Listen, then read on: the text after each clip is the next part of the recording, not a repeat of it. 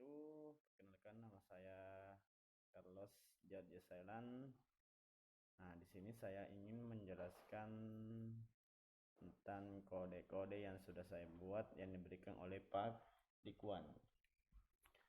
Nah, di sini saya cuma menjelaskan ya, karena kebetulan kodenya sangat panjang, jadi saya cuma menjelaskan. Nanti skrip kodenya saya simpan di deskripsi linknya ya, untuk bisa di-download teman-teman.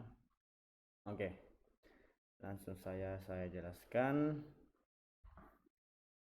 Nah, untuk kode yang pertama itu ada connection dengan result set dan statement. Nah, ini adalah pendeklarasian variabel koneksi dengan metode atau variable connection dengan oh salah ya, tipe data connection dengan nama variabelnya itu koneksi. Nah, kita berikan null atau kosong sama dengan yang di bawah dan yang kedua. Oke, kemudian kita lihat di sini ada super input data supplier. Nah, di sini kodenya bertujuan untuk memberikan header ketika aplikasi dijalankan. Kemudian ada di set location relative to, ini memberikan posisi frame pada aplikasi kita berada di tengah. Nah, di sini terdapat dua metode. Yang metode pertama yaitu buka koneksi ODBC dengan metode koneksi table. Nah, ini adalah metode yang tidak mengembalikan nilai atau tidak melakukan return di dalam metode buka koneksi ODBC. Nah, kita beranjak ke dalam kode buka koneksi ODBC. Nah, di sini terdapat sebuah statement tree catch, di mana ketika program crash atau error, maka dia langsung masuk ke catch. Nah, di dalam tree terdapat kelas for name. Di sini kita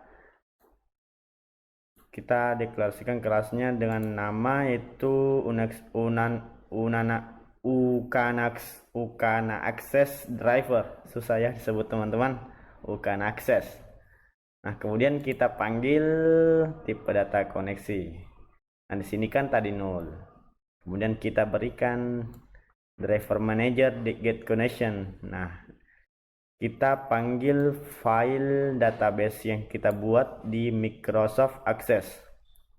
Nah, di sini saya simpan filenya di dalam user, administrator, dokumen, dan seterusnya sampai ke pembelian.accdb. Nah, kemudian ketika program ini tidak berjalan, maka dia akan menuju ke perintah catch. Nah, di dalam perintah catch terdapat the option pane show message dialog. Nah, ini perintah untuk menampilkan pesan atau dialog kepada user sekiranya koneksi ODBC kita gagal ya. Nah, kemudian ketika diklik OK pada dialog itu, dia akan keluar. Oke, itu tadi penjelasan tentang metode private koneksi ODBC. Kemudian kita lihat di metode buka koneksi table. Nah, di sini sama ya, menggunakan statement tree catch. Nah, di sini kita berikan perintah SQL, di sini kita proses ya. Kita panggil tipe data koneksi, kemudian create statement, berikan isi statement.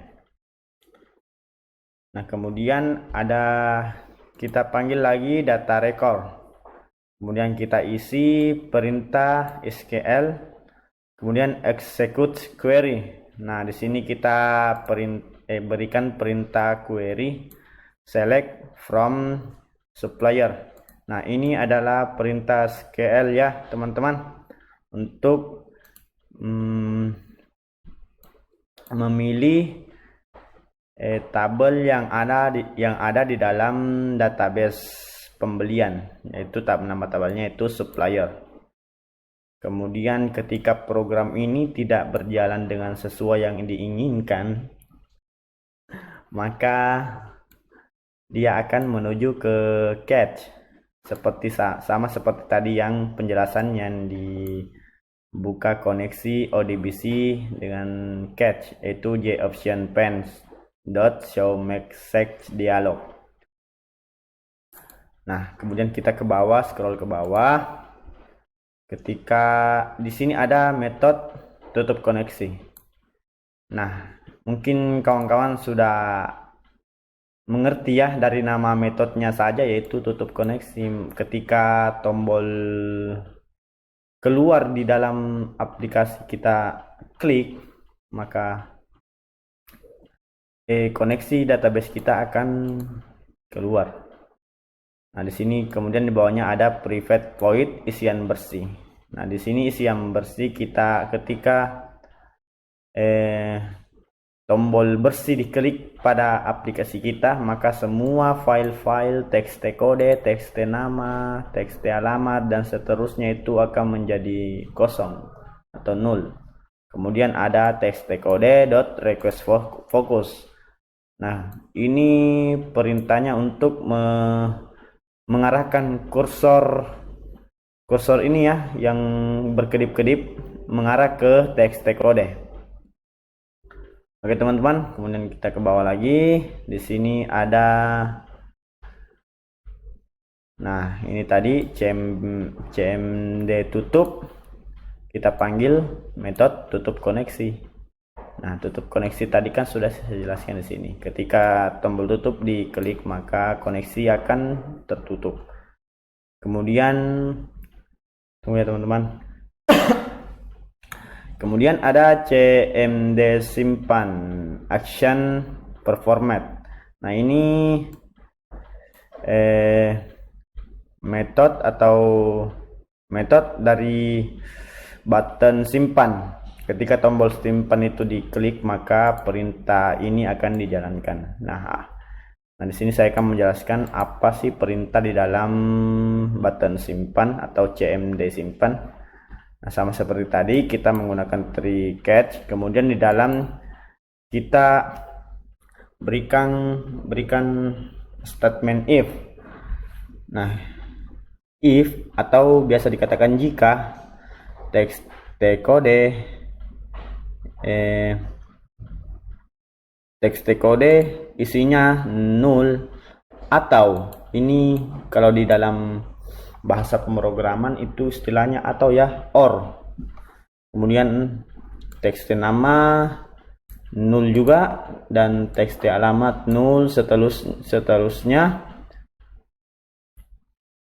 maka terjadi dialog atau muncul sebuah pengakuan bahwasanya maaf, isian tidak lengkap. Nah, ketika salah satu dari txt ini tidak lengkap, maka kita diberikan message bahwa isian tidak lengkap.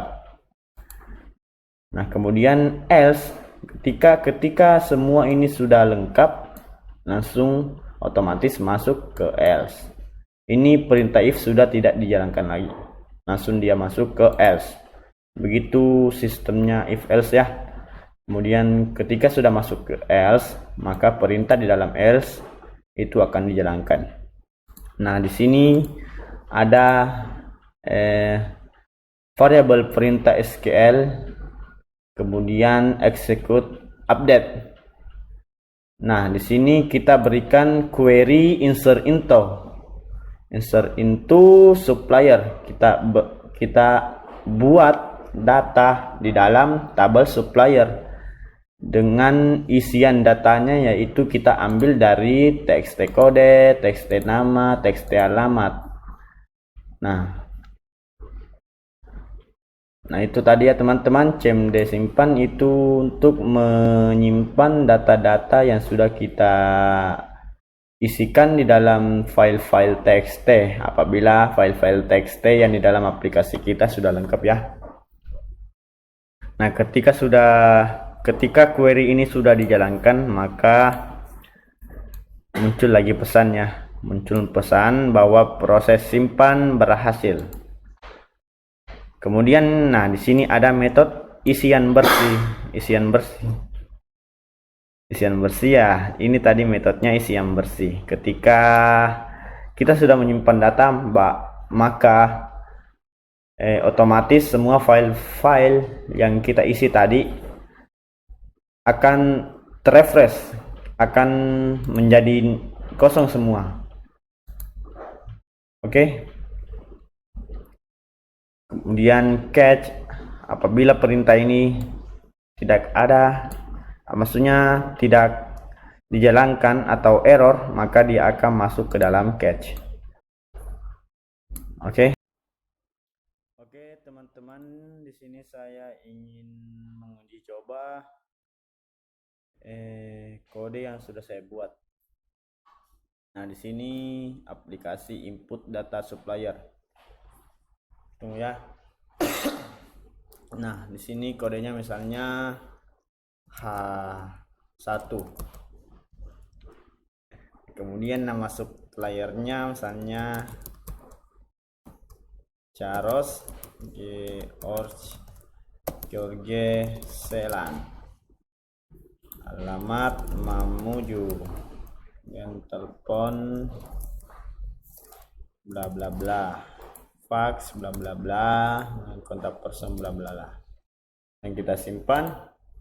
Nah, di sini proses simpan berhasil. Oke,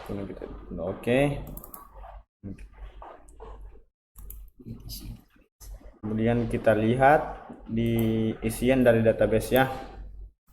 Advanced project, kita lihat praktikumnya, kita masuk ke dalam database-nya dulu, apakah datanya sudah masuk atau belum ya. Kita buka Microsoft Access-nya, kita klik supplier.